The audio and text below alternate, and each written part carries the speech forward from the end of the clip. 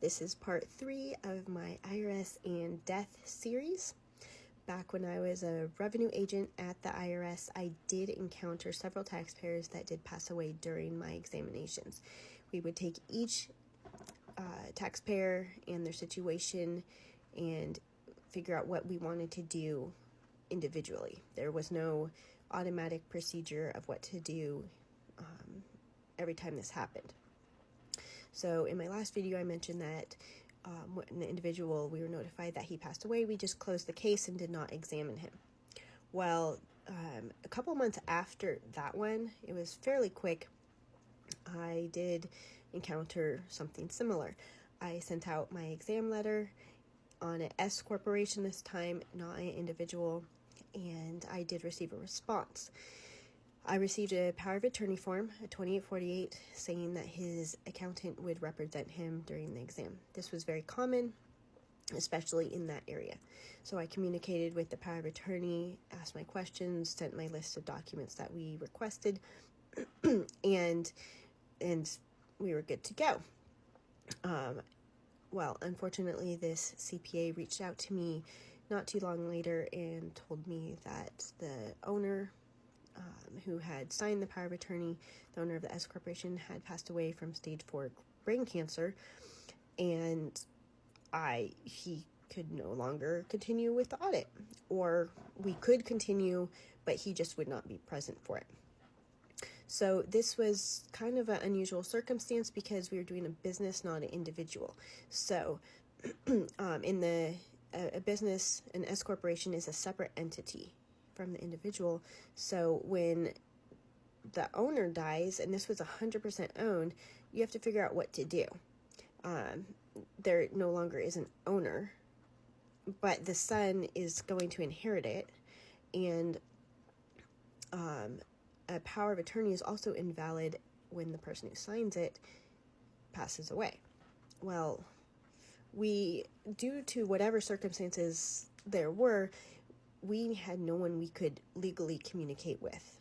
We can always receive information. The IRS can receive whatever information you want to give them, but they could not divulge information to anyone legally. His son was the executor of the estate, but for some reason, I don't remember the exact circumstances, could not sign a new power of attorney, and I think it's because he was not a current officer and hadn't been instated as such yet. It's somehow something with the will and how that was going. I don't remember any of the legal aspects of that. But we figured out that we could continue to receive information. We just couldn't share anything. And thankfully, the CPA was very organized and cooperative, and he did provide everything we needed that we had originally requested, and that was all we needed.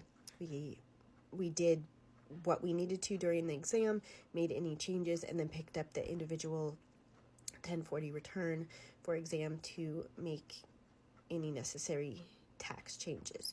So S Corporation, it does not pay a tax, and any income or expenses or losses, that all flows down.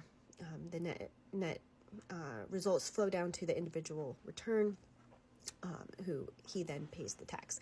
So at that point, I believe the son, as executor of the estate, was able to sign a Form 56 and a new power of attorney, and then we could communicate and resolve this case. But it was very interesting and unusual, and thankfully the CPA who had prepared the return was very cooperative, and we were able to still work together in unusual circumstances. But these rules are in place for a reason, and I was not about to be communicating information that legally I could not. They're to protect people's privacy, and while the taxpayer had communicated his wishes before he died by signing the power of attorney, I can't just decide that because he signed that form 2 weeks before he died that I could, disregard any laws that were in place to protect him. So that was a very unusual one, and I don't think very many people experience something like that. And I I definitely will remember that exam.